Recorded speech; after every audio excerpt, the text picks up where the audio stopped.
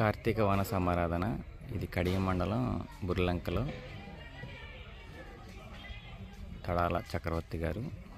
ఈయన TVC charitable trust chairman, అలాగే Eshwari forms nursery అధినేత, సీనియర్ వైఎస్ఆర్సీపీ లీడర్ కూడా ఆయన.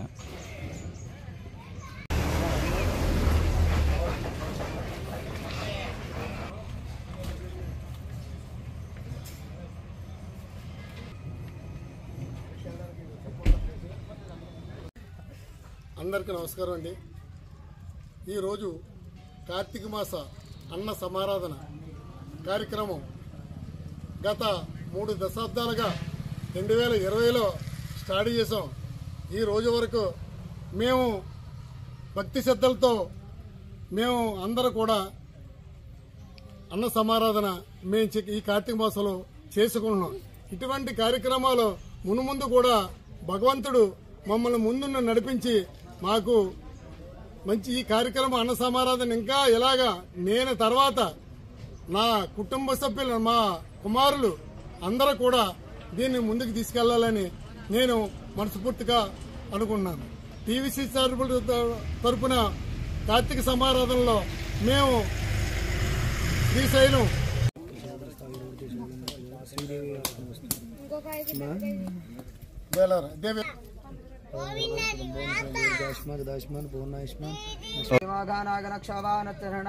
సంక్రందానేనాభిషేకవేరసతకంసేన సంక్రందానేనాభిషేనాదిష్టన ఆయుత్కారేణాదృష్టవనేన దృష్టన సుతంద్రశోస్తేర్వృష్ణ సహిషో వర్మ ఆర్దేవర్మానాచ్ఛాదయామి సామస్తారాజా మృతరణావస్థా మురారవరి జావరణస్తే కృణోదో జైన్ దంద్వానో దేవామాదందో ధామచ్చతిగ్నంద్రో ఆ బ్రహ్మాదయ బృహస్పతి శ్రీజాదిజన. అందరికీ నమస్కారం అండి. ఈరోజు కార్తీక మాస అన్న సమారాధన కార్యక్రమం గత 3 దశాబ్దాలుగా 2020లో స్టార్ట్ చేసాం. ఈ రోజు వరకు మేము భక్తి శ్రద్ధలతో మేము అందరూ కూడా అన్న సమారాధన ఈ కార్తీక మాసంలో చేసుకుంటున్నాం. ఇటువంటి కార్యక్రమాలు మునుముందు కూడా భగవంతుడు మమ్మల్ని ముందున్న నడిపించి మాకు మంచి ఈ కార్యక్రమం అన్న సమారాధన ఇంకా ఇలాగా నేను తర్వాత నా కుటుంబ సభ్యులు మా కుమారులు అందరూ కూడా దీన్ని ముందుకు తీసుకెళ్లాలని నేను మనస్ఫూర్తిగా అనుకున్నాను. టీవీసీ చారిటబుల్ తరపున కార్తీక సమారాధనలో మేము శ్రీశైలం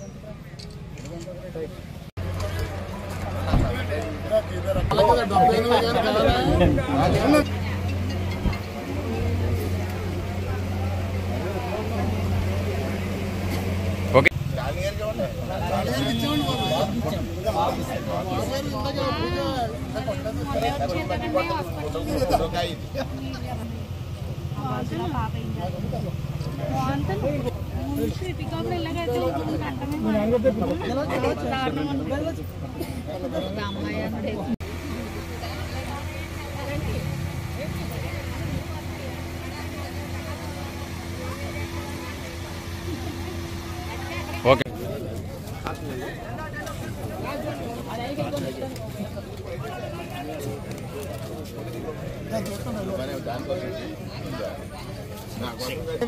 కడుపు నిండదు.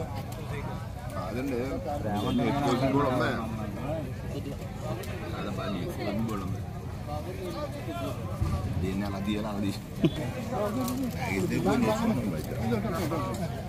చాలా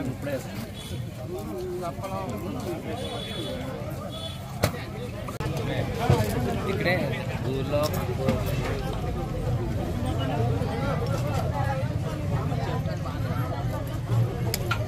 Halo.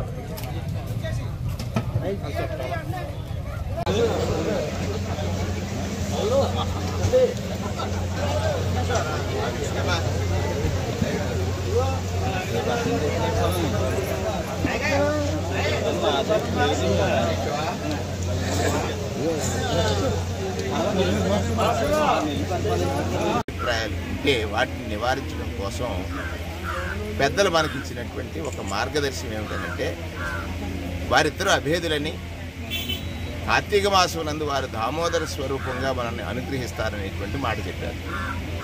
ఎలా అభేదులు? శివస్య మనః విష్ణు, విష్ణుశ్చ హృదయం శివ. వారి హృదయంలో ఈయనున్నాడు, ఈయన మనసులో ఆయన ఉన్నాడు. మధ్యలో మనకెందుకురా బాధ, మీరందరం కూడా ఏకస్వరూపుడైనటువంటి స్వామిని ఆరాధిద్దామనేటువంటి మాట.